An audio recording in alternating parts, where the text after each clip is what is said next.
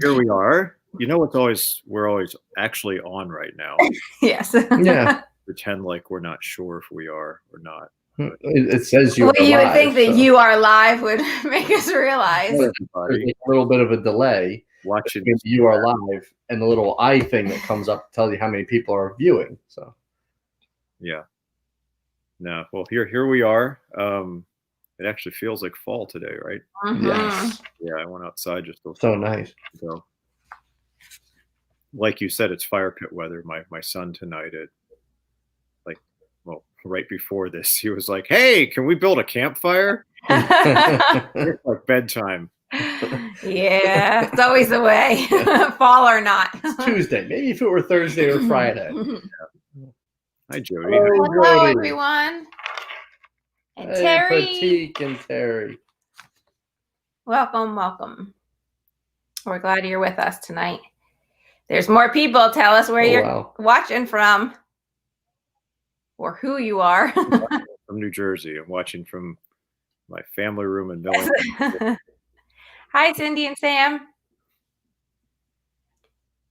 And Clarie and my mom. And Heather. Yeah. Heather's out by PA area. It's just not as local. Now we're super glad you've joined us. Welcome to At 9. It is 9, so here we are at 9. Here we are. Bed. Yes, that is where I'm headed after this. Early nights. That's relaxing. All right, and the fiddlers are here too. All right, it is 9. You want to get started? We'll get started. Yeah. All right. Well, you have the power. Yeah, I have all the power tonight. I'm excited, and hopefully everybody is as well. So tonight at 9, we're going to be talking about everything there is a season. And I've been joking all day with these two awesome gentlemen about that word because we all know how much I do not love the word season, but God is doing a work in me right now and shifting that mindset. And for this season, yesterday and this morning especially, I feel like when we leave the house in the morning. Now we have one that leaves to go really early to school at 7:20, and it's chilly, and it has that cool, crisp feeling in the air. And it just hit me yesterday. I was like, ooh, this is so nice and refreshing.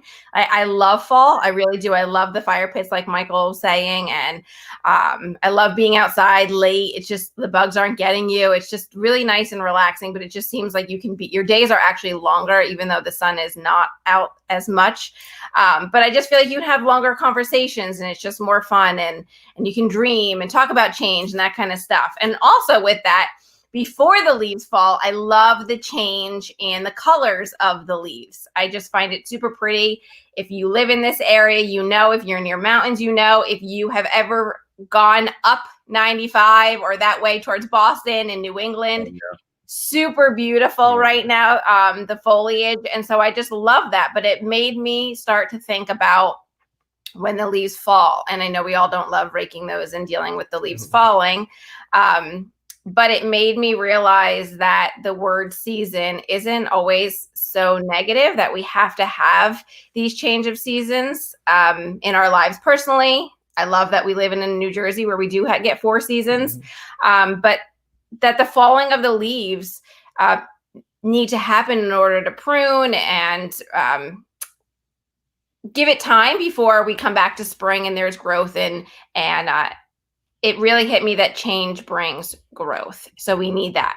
So my first question to you all, and I really would love for you all to engage, and I'm going to ask Michael first, and then Andy, you jump in. First question is, what is the first thing that comes to your mind when you hear the words season and change? What is the first thing that comes to your mind? And it can't be that Derry doesn't like the words. No, this year it's just, I mean, you've heard it in a million commercials, and in this unprecedented season. Yes. And, like your natural gas company is here for you. I got an email about how they're here for us in this difficult time, which is great, I guess. But I think for me, it's you think about the fact, you think about seasons that they have a beginning and they have an end, and there's always a change. There's always a change point around those things. And sometimes we're ready for it and sometimes we're not. What was interesting was for us getting to the end of the summer, and of course the end of our summer was kind of super unexpected because we had a baby 2 months earlier than we thought we were going to, and he's doing great. But was just we kind of came crashing into the fall. Like this wasn't like, oh, I'm ready for this. I'm ready for fall. Here comes fall. Here's September. September is coming. I'm all ready for September. It was just like we came crashing into it, and in some ways, that's felt that way since March. I don't know if you can relate to that, but so that's kind of been what it's been. For us is that there's a change coming, and sometimes you're ready for it, and sometimes you're not. Change, like what I'm discovering, and maybe some of the rest of you can relate to this a little bit. Like the older I get, I tend to be very pro change. Like the thing that I spend a lot of time around will probably mess with and change. But the older I get, the harder that gets. The older I get, the less capacity I think I have for it. And I think that's just true probably for people to a certain degree, is that, life gets more complex, or energy levels aren't as high, because anytime you go after change, it takes focus, it takes attention, it takes energy. Right now is you all know who have been here, like our ongoing project is that we ripped our kitchen apart. It's above me, and it's getting there and it looks great. But in order to embrace change, we actually had to embrace a whole ton of chaos. Like we had to choose it. Sometimes chaos just happens. You don't choose it, but whenever you embrace change at some level, you're signing up for a period of disorientation, of embracing chaos. And really, none of us like chaos, if we're truly honest. We like what chaos brings. If it's like our kitchen, it's like it was ripped apart and we filled a 30-yard dumpster full of kitchen. And then it was like no walls and no ceiling and no sink and no stove. And now it's headed back towards kind of a reconstruction. But it's just when you walk into change, you're walking into chaos. And I think any change that any of you have looked at in your lives, there's a level of chaos, because it's like if you change jobs, you're disorienting yourself. You're going from something hopefully to something better. But there's a whole chaotic period. When you move houses, you do that. When you get married, you do that. When you have kids, you do that. And it just goes on and on. And the thing that makes change possible is when we can see the purpose behind it. Like for us with our kitchen, like the thing that makes this, like if some random people came in and ripped our old kitchen apart, as terrible as it was, but we didn't know that they were there to build a new kitchen, we'd be like, why are you here and why are you ripping our house apart? But there's the thing at the end that allows you to endure the change, that allows you to endure the chaos. And so when you're able to keep that in perspective, you can manage, you can kind of get through it. But when you don't, I mean, imagine like with the seasons, if like now that the weather was changing, if we didn't know what fall was, if we didn't know that fall came after summer, how would you feel? You'd be like, oh my gosh, what is happening to the world? Imagine like, for us, when my wife became pregnant, like we didn't know what the end of that journey was, God willing, that there was a baby. It's just she started getting bigger for some unknown reason. And it became more uncomfortable, and it became more difficult, and it became more painful. And so the idea is just like, change. The thing that makes us embrace change and able to walk through change is when we can see the end. Yes. And when we lose sight of the end, or where we can't see the end, and if my computer falls over, it's because my cat is walking. It's here. Oh, good. Live, real life. But I think, I don't know, I went randomly off on a huge tangent, but that's kind of the whole thing with change, is when we can see purpose in it. Or I think to a certain extent, if we're walking with somebody who we trust knows where they're going, then we can endure change. But if we lose sight of the end, or if we feel like we're alone, or with someone who doesn't know where we're going, it really becomes much more difficult. I think one of the things with this season of the pandemic is, at some level, we hoped we'd be done with it by now. Yeah. And I think at some level, maybe we trusted the people who were guiding us into it, and maybe we don't because we just don't see how it ends. And so that's causing some of us to lose faith in walking through it, and it becomes much more difficult. I'll Good. stop talking now. No, it's really good, really good. And some people are commenting. Pratik writes that it makes him think of the warmth of the holidays and celebration of Christmas, which is so true. It just reminds us it's coming. Heather makes her remember parts of her past, the fall, and things have changed, things she's gone through, and how she can accept the change and enjoy the fall season. And I think that's true. Sometimes seasons remind us of things that we've gone through. And Terry, I love that you put to press on. I think that's important too. What do those words mean for you? Well, change, there's that disorientation, and eventually you get the reorientation. But for me personally, anytime there's been a season of change, it's made me a better person, stronger in some way, usually an emotional or mental fortitude I didn't have before. That disorientation kind of can be like a crucible to a degree, depending on what it is. And the other side of it, depending on what you're holding on to through it, kind of determines the trajectory of what you become, who you are out of it. So for me, it's been change is a positive thing. And it breaks up the monotony. Not that that's always a bad thing, but it can be something like, all right, what's going on? What's going on? What's happening? So I think God does that to us, for us. That's good. And Karen put, in difficult seasons, change brings hope, and that is very true. Clary wrote, change is harder when you don't know what's next or what to expect. And Clary, that's actually a great transition into where I was about to go. So for me, season and change actually are trigger words for me for things in the past. And Michael's laughing because he's heard it enough. No, but it is for many of us now, Yes, everybody knows. Just don't say those. Don't say the word seasons. But I'm changing. I really, like I said in the beginning, I feel like God is really speaking to me and changing my perspective just in the way I think about it. I went back to some of my journals from different seasons that I've experienced in the last 5 years.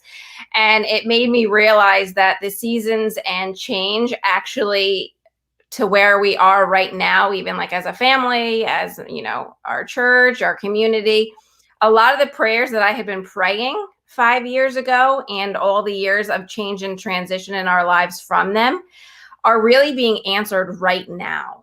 And so it was really eye-opening to me in the last couple of days, which is what prompted all of this to share with you all tonight. That seasons and change isn't always negative. I used to be the person that was like, I love change, great change. But then when there's so much change, it becomes a trigger for you. And it's like, I can't handle more change and I can't handle another season. And when you hear like this season and we're going to get through this season, it becomes a negative. But I'm realizing that I have to go through those seasons. We all have to go through seasons in order for us to grow and have true transformation, because that's what happens when change and change of seasons occur. And I think all of that is through the hands of God anyways. It's not like we're in control of it. He is in control of it. So I am learning to change my perspective on those two words. I am still having my moments with them, but I'm not as negative towards them as I was. And my perspective, like I said, is changing. And I see why seasons and change are necessary and why they are positives and not just negatives. Hey, I had an interesting thought as you were talking. I think one of the things with, and even knowing some of what you're talking about, like,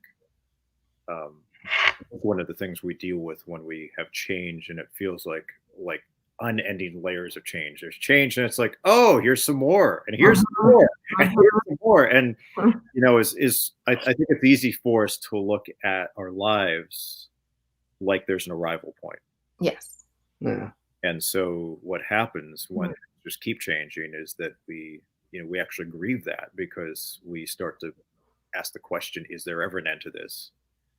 And we start to lose faith in the journey Yeah. An end to it. And, just like it's fall again, and then it's going to be winter, and then it's going to be spring. And I'd love for it to be spring forever. And I'd love for it to be fall forever, because those are my two favorite seasons. But, it's going to be the other ones, and it keeps on, it just keeps on going. Go on. Sorry, I just had that thought. No, it's you were right on with my thought. And so with that, we're just going to move into our scriptures for tonight. And Andy's going to read that. It's Ecclesiastes chapter 3, verses 1 through 8. It says, "There is a time for everything, and a season for every activity under the heavens, a time to be born and a time to die, a time to plant and a time to uproot, a time to kill and a time to heal, a time to tear down and a time to build, a time to weep and a time to laugh, a time to mourn and a time to dance, a time to scatter stones and a time to gather them, a time to embrace and a time to refrain from embracing, a time to search and a time to give up, a time to keep and a time to throw away, a time to tear and a time to mend, a time to be silent and a time to speak, a time to love and a time to hate, a time for war and a time for peace." And I think that scripture alone just has spoken so much to, obviously, the things that we've been talking about at 9. There's so much in there that we've already covered in past conversations. But the plant and the time to uproot, that's something that really stood out to me when I was reading this. Like the seasons in the beginning, yes, there's a time for everything. There really is. But if we really want change and the growth that we claim is vital in us growing, it could mean that we have to pull out roots. It could mean that we have to get down beneath the surface. It could mean you have to pick up the phone and call someone and work whatever junk out that might still be going on.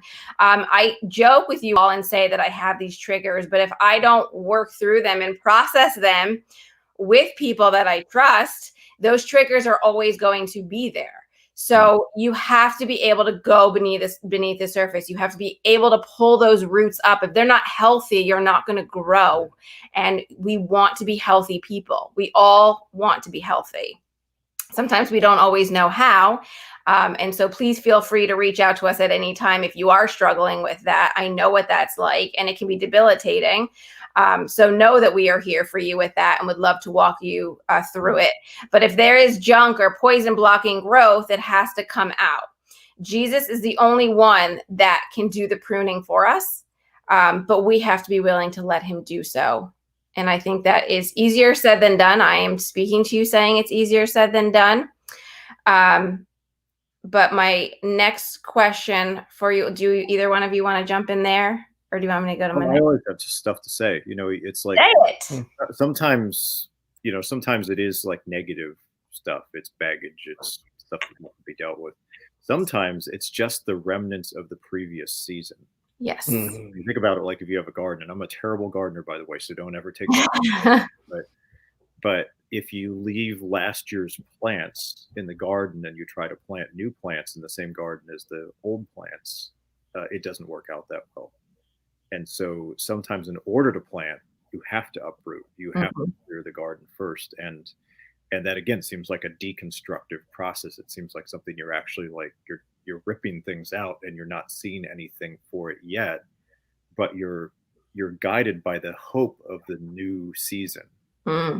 There's those words for you again. It's okay. I'm not bothered by them right now. It's not. I mean, it is sometimes those things do represent toxic things or bad things or things we're hanging on to that we need to let go of, or like you said, unresolved issues with people that we need to seek closure on, not even necessarily so that things are like happy with them, but so that we can move on from a place of peace. But then sometimes there are things that worked that carried us in the last season that don't work anymore, that don't carry us in this one. And I think that's what it was. It was my association with things instead of the actual words. It was the association with the words that I was holding and clinging to and needing to put down. So recognizing that is important, but it's very hard sometimes. Yeah. And Pratik put, if we cling to the past and reject change, we are preventing our walk towards Christ. And it's true. It's a blockage. It's something that we put up as a barrier. And I've experienced that as well. And he wants all of us. And we call that, and I think, sorry, Pastor Andy. No, sorry. The journey with Jesus is always seasons. It's always change. It's always uprooting and replanting. Always. It never ends. And I think, I think most of us, if you're Christian, you kind of pay lip service to that. But at some point we're like, yep, I've checked all the boxes. I don't do the bad things. I do mostly the good things. And when we stop growing, we stop walking, we actually start stagnating, and then we start dying. It becomes unhealthy. It's kind of like, if you are a gardener, here we are using that planting and uprooting thing. If you're like, my garden has arrived, I need to do no more things to my garden. If you're a gardener, you know that like a day, because it's just not how gardens work, and that's not how our journey with Jesus works either. What were you gonna say? Go. Sorry. Yeah, no, it's all right. That was just you're both doing thinking seasons, that they're called seasons for a reason, because they change. If you're all bundled up all winter long, and then it becomes spring, and then into summer, but you still act like it's winter, not only does it make you, puts you out of place with everyone else and out of touch with everyone else, but it also makes you very uncomfortable. It's not you're not dressed the way you should be dressed. You're not responding to things the way you should be responding to things. So it does more damage to yourself and to others to resist the change. Pratik, kind of your point there, and it does damage. Yeah, it keeps us from moving with Christ, and that always does us more damage, more harm than good. So resisting that change can be much more detrimental than going through it. Yeah, that's really good. Absolutely. And so let me go to our banner. So my next question for you all, what are the things that you hold on to that give us comfort and keep us from change? Like, what are you so comfortable with that you're not willing to let go and move into a season of change? Yeah. One of the talking about Sunday in the message is, what are those things that you hold on to that that when the storms come, they take them away from you. So it's those things you're putting your trust in. But go ahead, Michael. I think there's a couple things. I think we've got to kind of look at what there are resting seasons and there are moving seasons. Just like in our lives, we sleep and we wake, and if we don't do both, if we do all of one and none of the other, it's unhealthy.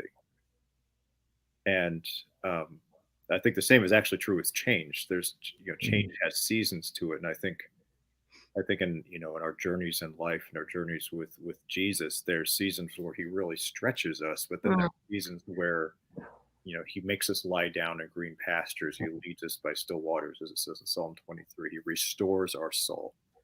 And so there's this dynamic of movement and rest and movement and rest and movement and rest. And if you've ever followed someone who never does that, like, it's totally exhausting.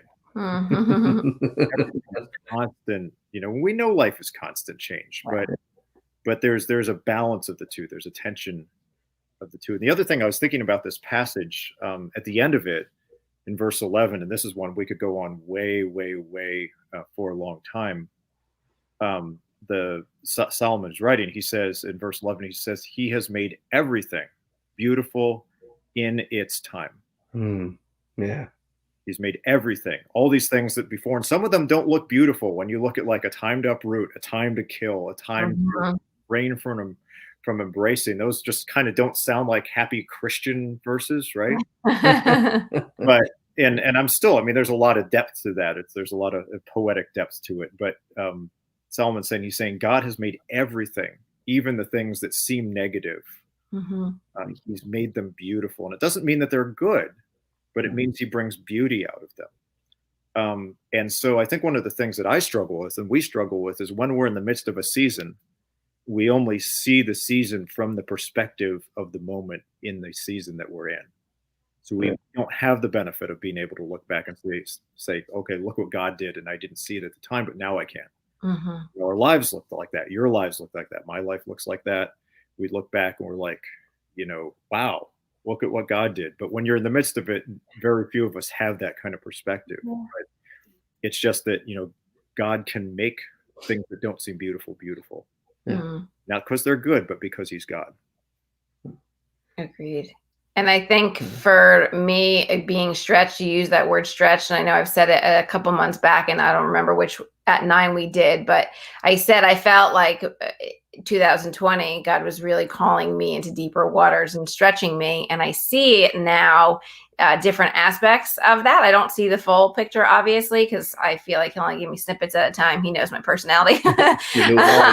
Yeah. So but I do feel like the holding on to my comfort zone of what I'm just okay with and not wanting to go deeper. And if he wants to stretch me and use me in different ways, am I saying no?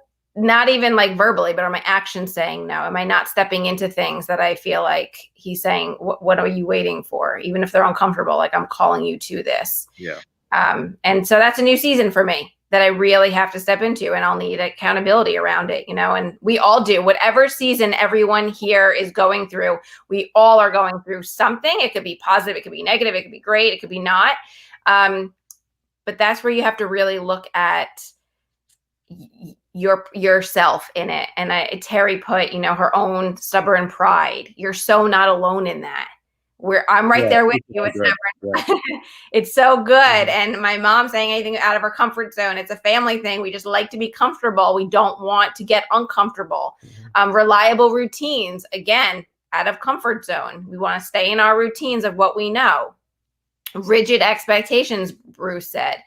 That too, holding on to my past. These are all things that we hold so tightly ourselves. We don't release it to him and embrace these seasons, whatever the season is.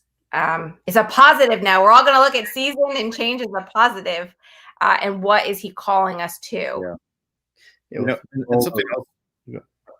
Go ahead. You go ahead. All right. Don't remember what you're thinking. Something interesting about all those words, right? The stubborn pride, the comfort zone, the reliable routines, rigid expectations, holding on to our past. These are all things we use to control our environment. We can want to control that we have charge of it, so that we don't have to release that. And the only way to get through this, Michael, like you said, that makes it bearable. The only thing that kind of gives us almost a prophetic view of what's ahead is when we surrender that control to Jesus. It's only then that he allows us to see by faith what this can look like. So it's not going to look like what we want it to look like. Talking about the rigid expectations, we all have an idea of what we want it to be, what it should be, when it's God making this beautiful in his way, his beautiful, not our beautiful, and in his time. So putting those our expectations on God limits what he's able to do in us, and he's going to do what he's going to do anyway. But it limits his ability to work within us and change us. That's really good. Yeah, you forgot. It wasn't that good. I appreciate that, because it. The thing I was thinking about. One of the things that makes walking through seasons of change really hard is when you don't have perspective. Yeah. When you can't see the purpose in it. And it's one of the reasons why walking through them alone is incredibly hard. It's why even in this time, I think it's really been harder than maybe other times for people, because we're so isolated. And, we tend to like right now, the circumstances are what they are, and they've kind of caused that. But we also tend to isolate ourselves. We cut ourselves off from other people, and we even cut ourselves off from God, and we walk through change alone. And it does become meaningless. It does, because we don't have the perspective. We don't have somebody who can speak truth and help us regain our perspective. We only see things from the perspective of the moment that we're in the middle of the season that we're in. And that would be like, when my wife was pregnant, or, anyone who's been that, us walking through and not knowing what happens at the end. Right? Just feeling the discomfort and just feeling the suffering of that without seeing the end of the story.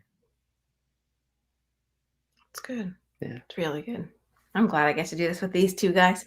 And Grace, when Go she's through here, this we miss her. change and Yeah. the season together. You got to That's have good. accountability, Yeah. people. And a lot of my accountability came today. So I want to end with this. Regardless of what it is that you feel is holding you back, are you ready to put it down and put it aside and move forward for what God has for you in this season? And that's something to answer personally when we get off of here. Again, if you need us to help walk you through anything, we are here. Our LHC Connect, our little link is right there. And you can always go to our website at any time. It doesn't have to just be tonight. We will hang out in the comment section. But thank you for your answers and for being part of At Nine with us and letting us share our hearts and about seasons and change. And as we go through the seasons and change, I'm going to ask Pastor Michael if he would close us in prayer tonight. Let's pray. All of Daria's favorite words. Yes, now they are. All right, let's pray together. God, we're thankful that we get to be together this way. Certainly, I think for me, Tuesday nights are one of the highlights of my week, just because we get to be together. I get to be together with dear friends, with fellow travelers on the journey of life that you have placed us on, and we know that we do not walk alone because of who you are. I pray for those who are feeling alone tonight. I just pray in this moment that your Spirit would minister to them, that you would speak to them, that they know your presence in a tangible and unmistakable way.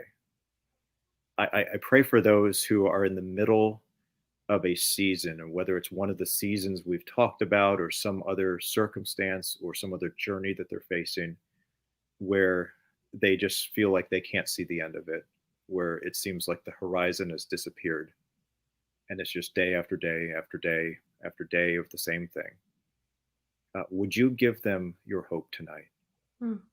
Would you give them hope of the one that sorrow may last for the night, but joy comes in the morning, and morning is over the horizon, and it always comes. I pray that that hope would sustain them, the hope of your presence, the hope that they can walk with the God who knows every circumstance, who knows the beginning of every season, but also knows that every season has an end. I pray for all of us as we walk through this year, and boy, what a year it has been in so many ways, that you'd sustain us with your presence, but also the presence of each other as we walk in community together, that we'd encourage each other, that we know that we're not alone. And again, we know that we serve the God of all the seasons, the God of the spring and the summer, but also the God of the fall and the winter, whatever that looks like in our lives. As we go to bed tonight, would you give us peace? Would we know your presence? Would your praise be on our lips? Would you wake us in the morning with expectation that your story is not over and you still hold the pen, you're still writing? And I pray all these things in Jesus' name. Amen. Thanks, everyone, for being with us tonight. We will see you next Tuesday night, or if you are local, we'll see you Sunday morning, either indoor service at 9, outdoor service at 10, or online if you are not local or feel more comfortable at home. Yeah, well, thanks, everyone. All right. Good night. Good night. Good night.